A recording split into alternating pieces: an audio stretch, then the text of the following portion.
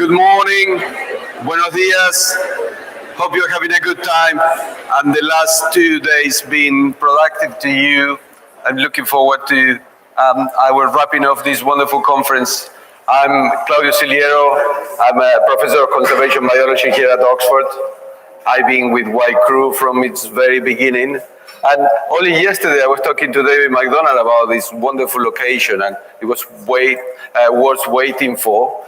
And we kind of tally people and figure out that between a fifth and a quarter of people attending this conference has either been learning at Wild Crew or has been a collaborator at Wild Crew or still working with us. So it's just an immense source of honor and pleasure for us to be able to bring our community to Oxford and spend time together. So enough about me then. I have the honor of presenting this session of plenary talks with an all-female lineup. We will kick off with our first plenary by Ivonne Higuero. Yvonne is Secretary General of CITES, the Convention of the International Trade in Endangered Species and Wild Fauna and Flora. And she's also the chair of the Collaborative Partnership on Sustainable Management of Wildlife. Originally from Panama, Yvonne is an environmental economist that has an extensive career working for international organizations in the area of sustainable development. Yvonne has experience working at the global, regional, and national levels, and engaging with stakeholders across the public and private sectors. Today, Yvonne will talk to us about human-wildlife conflict and coexistence from the resource economics perspective. Over to you, Yvonne.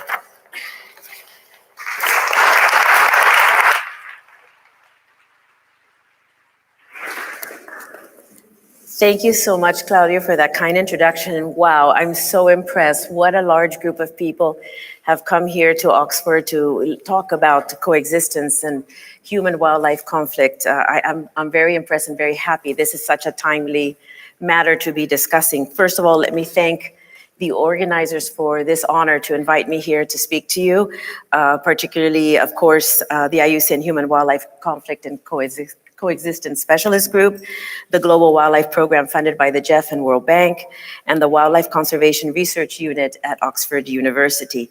I'd like to give a special shout out to Alex Zimmerman, there you are, who has worked tirelessly with her team to make sure that this conference came to be. And we have all probably been concerned because this was set for 2020, I think, right? It's been several years since we thought, and unfortunately with the pandemic, it was impossible to do. But I have to say that I think it's timely that it's happening now. There's a lot of meetings that have happened, and I'm going to share a little bit about that with you, that have really made this conference a very timely one to have now in early 2023. So I'm really happy to be able to share some thoughts with you on this issue of resource economic perspective, something that I feel very passionate about, maybe because I'm an environmental economist, but I think it should interest everybody as we are looking for new sources of funding for the work that we do. It is also a very important target of the Kunming-Montreal Global Biodiversity Framework that was just adopted in December 2022. As you know, in the last quarter of 2022, several international meetings took place, and just to name a few was the 19th meeting of the Conference of the Parties to CITES, which took place in Panama in November last year. We also had the United Nations Climate Conference, COP27, the 14th meeting of the COP to the Ramsar Convention in Geneva and in China, and the 15th COP to the Convention on Biological Diversity in Montreal in December last year, as I mentioned. And overall, in every single meeting, in every single conference of the parties with the highest level decision makers, there was a challenge to address the biodiversity financing gap and make predictable financial flows available in a timely manner and for effective implementation of all adopted actions and decisions that figured prominently in all of these international meetings. So there were some new pledges made, totaling more than $230 million to the $230 million to the adaptation fund that will help communities adapt to climate change through concrete adaptation solutions. The Global Environment Facility announced an increase in biodiversity funding to 1.5 billion euros per year. And the Conference of the Parties to the CBD requested the GEF to establish the Global Biodiversity Framework Fund to complement already the existing support and scale-up financing.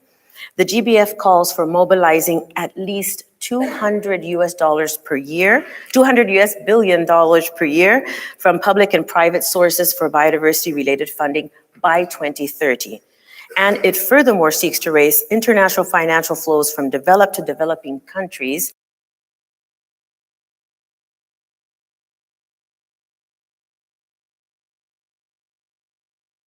that the latest study that showed how much it would cost to maintain and restore biodiversity is over $700 billion per year. So are we reaching our goals if we think that it's going to cost that much to maintain and restore biodiversity, including wildlife? So the focus now is how to translate these commitments at the international level into concrete actions on the ground, supported by sufficient funds to implement and sustain actions, including actions to address human-wildlife conflict and promote coexistence. Finding ways to connect these sources of funding and the areas where funds are most needed becomes the next challenge to address. And I've only been here today. Unfortunately, because of other commitments, I was not able to be here for the other days, but just in today's meeting, I heard a lot about this. How do we connect the resources to those who are working on the ground? And this is a challenge. Now, the world is aware, of course, of the urgent need to take action to address this triple planetary crisis. As you know, we are not only confronting the biodiversity crisis, but we also have the pollution crisis and the climate change crisis. And these all work together synergistically to make things even worse and have an impact on our biodiversity. So we have to be able to make sure that they do not impact the vulnerable communities. These communities share landscapes and resources with wildlife, and in some instances are in competition with wildlife for these resources and rely on these resources for their livelihoods and economic development. Conservation successes that result in the declaration of conservation areas and increases in wildlife populations, as much as we want them, contribute, of course, to the global good and towards achieving biodiversity targets, but can also place an additional pressure on communities who have to carry the costs associated with living with wildlife. And this is something I talk a lot, not only at the local level, but at the international level. We all enjoy the biodiversity that mostly countries who are in development are the ones who are providing, but they alone usually are the ones who have to put in place the conservation schemes, but also that need the funds to be able to take care of this wildlife. So we need to be present, even though we live elsewhere, that we have an obligation to assist in conserving this wildlife. So innovation is key, not only in terms of solutions and options to address human-wildlife conflict and promote coexistence, but innovation is also required as it relates to finance solutions to fund interventions. Discussions relating to innovative finance solutions are topical, and there is a need to explore how these could be used to address human-wildlife conflict and support initiatives to promote coexistence. In this regard, allow me to reflect a little on some innovative finance solutions that we discussed with African elephant range states during a CITES roundtable on sustainable wildlife finance in October last year. It was focusing on elephant, but I think this can apply to any species, both wild animals and wild plants. Finance mechanisms discussed include payment for ecosystem services, carbon credits, conservation trust funds, debt for nature swaps, and wildlife bonds. There was a lot of interest in payment for ecosystem services, perhaps because it has been around for a while, and it is familiar to authorities responsible for conservation. Several range states indicated that they are building this finance mechanism into their conservation programs, but there is a concern that most of these PES, or Payment for Ecosystem Service programs, are funded by donors or governments and therefore may not be sustainable. And I think it's also to change that, we have to also change our mindset. With this innovation comes an opportunity to change the way we think. It's not a handout to local communities when we're thinking about coexistence. It's not a handout to those indigenous people and local communities that are taking care of wildlife. It's actually to compensate for a service that they provide. And I think we have to change the way we explain this. their service is being provided, and we have to compensate for those service. So these kinds of innovative mechanisms help us think in this way. Other promising finance mechanisms were shared by range states, including an innovative program implemented in Namibia called Namibia Wildlife Credits. The program is implemented by WWF in partnership with the Namibian Association of Community-Based Natural Resource Management Support Organizations, the Ministry of Environment and Tourism, and local communities, fully involved. It was developed as a means for paying wildlife stewards, and that's what we should call them, wildlife stewards, for verifiable biodiversity results. It is a mechanism that recognizes wildlife stewards for conserving biodiversity, a global public good. By paying for performance, it is a more efficient way of achieving conservation because it pays for the result, not the effort. The verified wildlife credits can be purchased by corporations, individuals, or donor organizations. This is a blended finance approach that uses both philanthropic and development funding to mobilize other investors. What was clear from this example, as well as others, is that partnerships are essential. The World Wildlife Day theme for this year, 2023, which coincides with the 50th anniversary of CITES, was Partnerships for Conservation of Wildlife. We had a roundtable discussion also at the celebration of the 50 years of CITES that's focused on sustainable financing for conservation on 3rd of March 2023, emphasizing that partnerships and innovation are at the heart of the biodiversity challenge, especially in ensuring the conditions needed for the available funds to land where it is needed and can be met. Through partnerships between governments, communities, non-governmental and intergovernmental organizations and others, various challenges can be addressed. And some of these challenges include connecting communities and wildlife authorities and agencies with donors, bridging the gap between funding institutions and those working in conservation, including authorities and communities managing human-wildlife conflict for coexistence. Building the capacity of communities and authorities to access new funding and to meet the financial management requirements of donors and investments. And I think this is really key. We have to build capacity to be able to access this new funding. And I've heard that from other sessions that have been here, there's been discussion in how difficult it's become to access these funds. And so with these conditions of donors especially, we have to be able to build capacity. Support to manage complex funding options, integration of conservation in countries' development agendas, including the development or enhancement of wildlife-based, forest-based economies. Another discussion that we had earlier in the Jaguar discussion, which is about not all sectors of the governments are feeling the same way about wildlife conservation, and this is something that we have to change. Facilitation of dialogues, providing a platform for community participation and the sharing of challenges and solutions. And finally, ensuring that community needs are incorporated in financing solutions with concrete benefits flowing directly to the communities. Now, the importance of the role of the private sector cannot be emphasized enough. I am also very passionate about this. In fact, the private sector is essential to address the significant financing gap for biodiversity. Although it is acknowledged that public finance will always be required, these funds have their limits.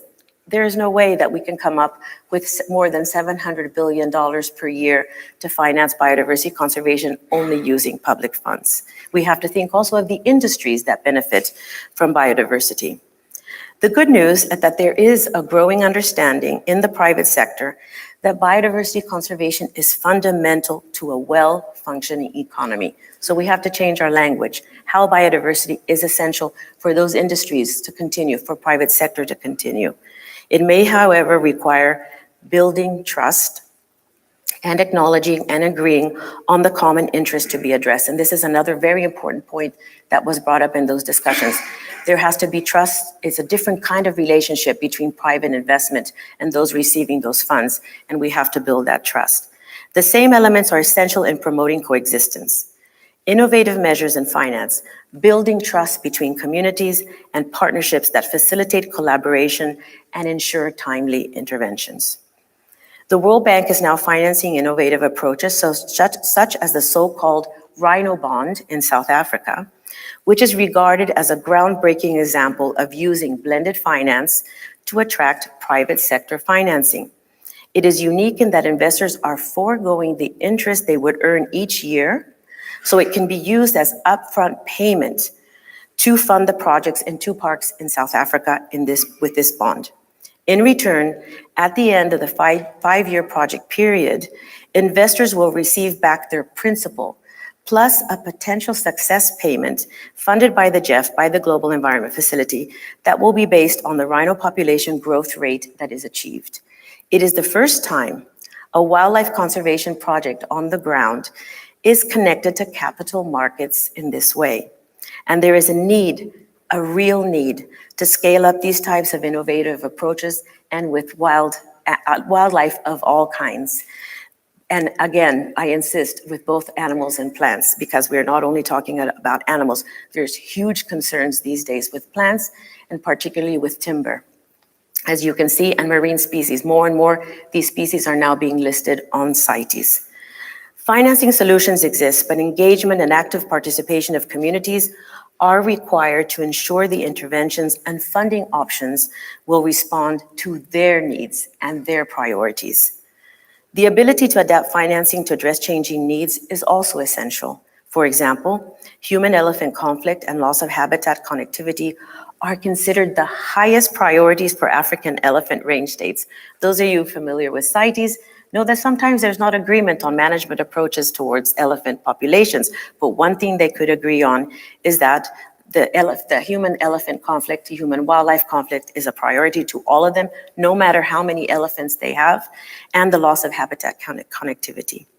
This is a really important shift from the control of illegal killing of elephants, which has been the highest priority for almost a decade, when poaching was having a significant impact on elephant populations.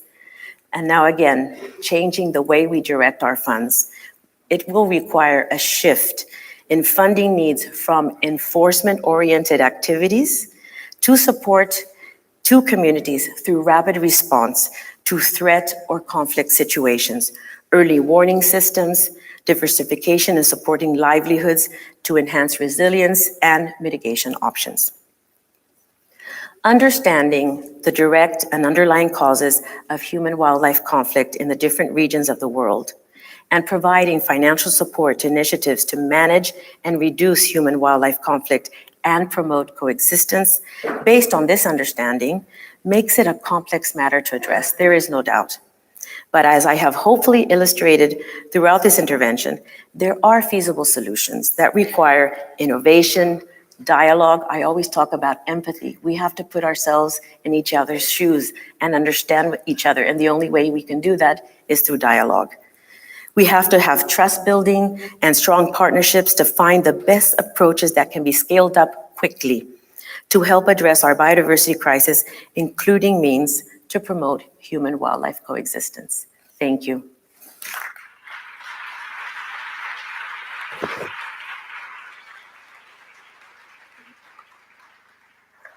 Thank you, Yvonne. We have time for a couple questions before we move on to the next speaker. Mike here at the front, please. Yes.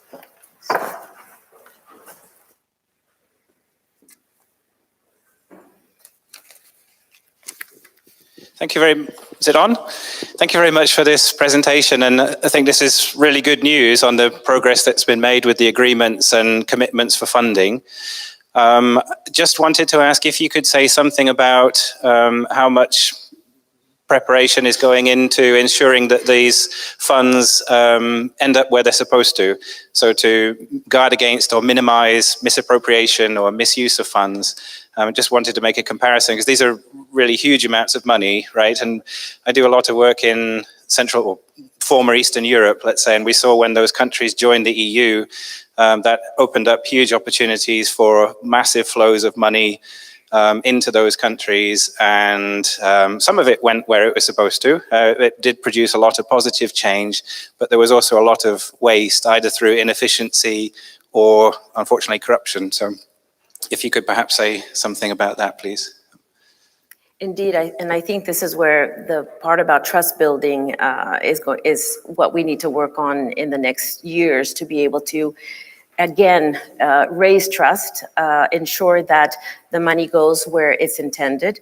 And there are some groups, for example, in this wildlife meeting that we had to celebrate the 50 years of CITES, there were groups who presented saying that they are working with the governments and with local communities to be able to have that better understanding of what it means that if you're going to receive these funds, particularly if you're thinking about private sector, what are the indicators, what are the conditions that are associated with that? How are you going to be able to give feedback and so that there's monitoring going on to make sure that the funds are reaching the right places? I think that this has increased significantly already when we talk about the new funds. But definitely, I think with the Global Environment Facility, with others who are providing these funds under climate, for example, there is a very rigorous monitoring and there's a very rigorous response and reporting back. At least what we have to do within our own work at CITES, there's very rigorous reporting back to see how these communities, or if we're working with communities, but also how the governments are managing these funds. But I think that this is a hurdle still that we will have to jump over. And I think that when, for example, this funding that's going to come for the Global Biodiversity Framework is put in place, there's going to be many, I don't like to say conditions, but monitoring, engagement, indicators to demonstrate that the money is going to into the right hands. You're absolutely right, but that's also going to involve building trust with the governments. Thank you. One more question? Yes, having worked with UN agencies in Geneva in biotrade and other things, I know that one of the questions that have come up when private investment in these issues has been encouraged, which private sector investment that is linked to specific agencies, that there is concern about possibly branding the conservation project in line with a corporate or a commercial interest, but also pressures that investors may then either subtly or put in place on those conservation things to conform to a certain return on their investments and that kind of thing. And I was wondering what, if anything, program were you putting in place to keep the branding or the feeling to the public that there was some kind of commercialization of these investments, and also to reduce pressures that might come up to perform in a certain way as opposed to what might be in the best interest of the program? Well, let me just explain that the CITES Secretary does not have these kinds of programs. We are working with those who have the programs because we are taking care of wildlife. This is the work that we're doing under our decisions and resolutions of our parties. However, working with those other organizations, or let's say most of them are international financing banks like Jeff, like World Bank, they're the ones who are having to negotiate with the investors to be able to make sure that there's an understanding. Like with the rhino bond that I just presented, there has to be understanding that it's not going to be the same return on the investment.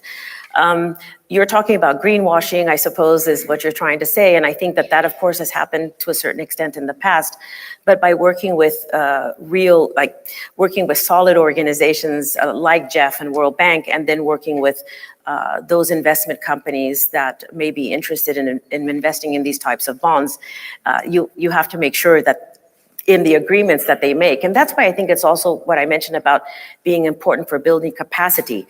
Those who are negotiating those agreements, because at the end of the day, it's an agreement being negotiated, have to make sure that the terms in that agreement have to be fair towards the communities and also not in demand more than what is expected to come of it. So those terms about saying you're not going to get anything at the beginning of the project, you're going to have to wait 5 years.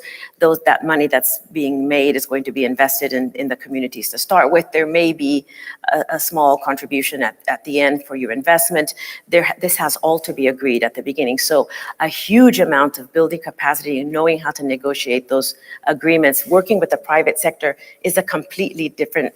It should be, I suppose it should be similar in the sense that we should all know, even if we're public donors, that the money is going to the right place and the demands put on the communities and put on those governments are fair. But I think that there's going to be even more exigencies from the private sector on that. So some groups, as I said, in that meeting that we had on World Wildlife Day, did say that they are trying to prepare for those kinds of agreements, that there's more awareness of how to negotiate these. So that will be one challenge. And I think that this is something that has to be part of any fund that is being built, is that building of capacity to make sure that everybody knows how to make these agreements. Thank you, Yvonne. Thank you very much. Thank you.